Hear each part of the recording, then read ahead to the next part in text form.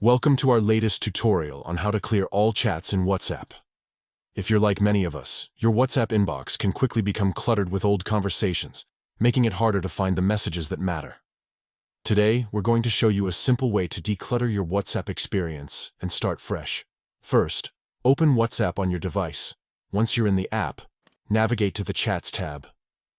This is where all your conversations are listed, and it's where we'll begin our cleanup process. Now, look to the top right corner of your screen. You'll see 3 dots there. Tap on these dots to open the menu. From this menu, select Settings. This will take you to the main settings page of WhatsApp. In the Settings menu, tap on Chats. This section allows you to manage various aspects of your chat history. Scroll down until you see Chat History. Tap on this option to access the settings related to your chat history. Here, you'll find an option to clear all chats. Tap on this to initiate the process of clearing all your chats. You'll be given a few options to consider before proceeding.